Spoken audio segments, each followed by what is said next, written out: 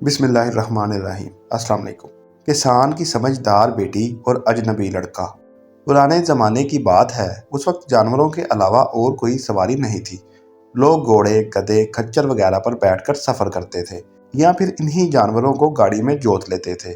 इस गाड़ी से सफ़र करते और सामान भी इधर उधर पहुंचाते थे। रास्ता दूर का ना होता तो सबसे बड़ी सवारी थी अपने पैर। लोग पैदल ही चल पड़ते थे।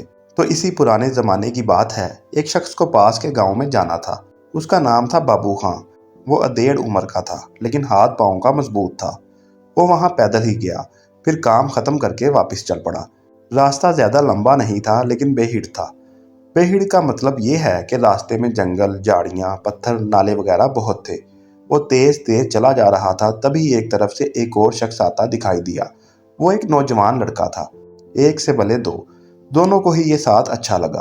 कुछ दूर चलकर लड़के ने कहा, चचा यहाँ तो आप मुझे उठाकर ले चलें या मैं आपको उठाकर ले चलता हूँ। बाबू खां ने लड़के की तरफ देखकर सोचा, अच्छा भला मालूम होता है, लेकिन ऐसी बेसर पैर की बात कर रहा है। भला एक आदमी दूसरे को उठाकर कैसे चलेगा। वो चुप रहा। क्यों चचा, जवाब नहीं दिया, लड़के ने फिर पूछा। बाबू खां इस बार भी चुप रहे। अच्छा तो ऐसा है कि हम दोनों एक एक घोड़ा ले लें, इसके सहारे रास्ता आसानी से कट जाएगा। अब की बाबू खां नाराज हो गए। कुछ गुस्से से बोले, अरे मियाँ, कुछ अकल लेकर पैदा हुए थे या नहीं? कहाँ हैं घोड़े और कहाँ हैं इनके दाम?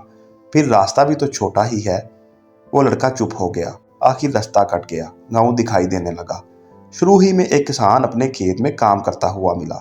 लड़के ने उससे पूछा, क्यों भाईजान, खेती बोई है या खाई है? किसान नाराज हो गया, बोला, देख नहीं रहे नराई कर रहा हूँ, अभी से कैसे खा लूंगा। अजब बेसर पैर की बात कर रहे हो तुम लड़के। फिर बाबू खां और उस लड़के के रास्ते अलग होने लगे। वो दाएं मुड़ा और बाबू खां बाएं। यकायक बाबू खां को ख्याल आया कि लड़का है सीधा साधा, जाने कहाँ जा रहा हो, इसका यहाँ कौन है। उन्होंने इसका नाम और ठिकाना पूछा। लड़के ने अपना नाम रोशन अली बताया और कहा कि वो यहाँ के मुखिया से मिलने आया है, चौपाल में ही ठहर कर कल चला जाएगा। बाबू खां घर पहुँच गए। उनकी बीवी मर चुकी थी। घर पर उनकी एक बेटी थी जो बहुत समझदार थी और बाबू खां की अम्मा रहती थी। बाबू खां भी खेती बाड़ी करते थे। बेटी ने बाप के हाथ धुलाए, एक प्याला घर की गाय का दूध पेश किया, सफ़र का हाल अहवाल पूछा। सब ठीक था बेटी, काम भी हो गया, बस रास्ते में एक लड़का मिला था, उसने बड़ा दिमाग चाटा। रास्ते भर बेसर पैर की बातें करता रहा, वैसे देखने सुनने में अच्छा था। क्या दिमाग चाटा अब्बा? लड़की हंस पड़ी।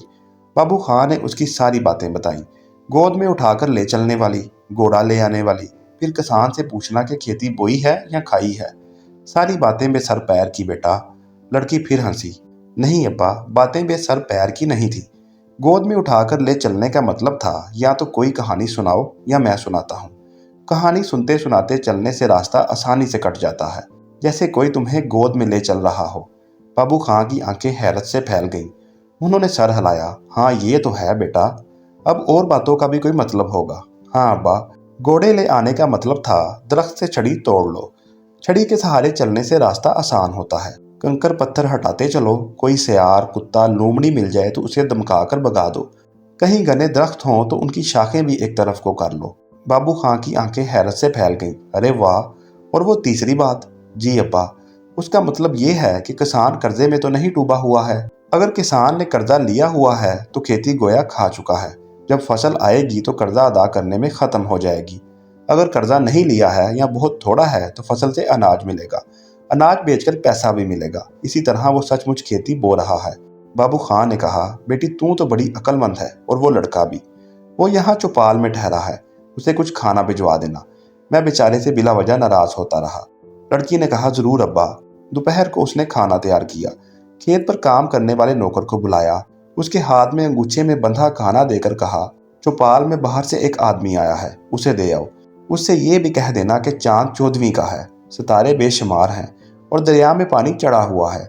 मुलाजिम खाना लेकर चला गया। लड़के को खाना खिलाकर बर्तन वापस लाया और बोला, उन्होंने कहा है कि चांद 10वीं का था, सितारे कम कम थे और दरिया उतार पर था। लड़की ने मुलाजिम को बहुत डांटा कि उसने मेहमान का खाना चुरा कर खाया है। मुलाजिम ने अपना कसूर मानकर माफ़ी मांगी, वादा किया अब वो ऐसा कुछ नहीं करेगा। वो डर गया कि लड़की के कब्जे में कोई जिन है। तभी तो उसे फौरन मालूम हो गया कि उसने खाना चुराया था। बाबू खां को भी ताजुब हुआ। उन्होंने पूछा, बेटी तुम्हें कैसे मालूम हुआ? लड़की ने जवाब दिया, मुझे इस शख्स पर अक्सर शक होता था, इसलिए खाना देने से पहले पैगाम दिया था। चांद 14वीं का है, यानी बर्तन में 14 रोटियां हैं। सितारे बेशुमार हैं, यानी गोश्त की बोटियां बहुत सी हैं। दरिया चढ़ाव पर है, यानी सालन में शोरबा भी बहुत है। उसने जवाब दिया, चांद 10वीं का है, यानी 4 रोटियां कम हैं। सितारे कम कम हैं, यानी बोटियां थोड़ी सी हैं। दरिया उतार पर है। अब तो आप समझ गए होंगे कि शोरबा भी थोड़ा ही है। बाबू खां बहुत हंसे और कहा, मगर बेटा फिर भी हम कहेंगे कि बात सीधी सीधी करनी चाहिए, वरना जो नहीं समझेगा उसे बेसर पैर की कहेगा।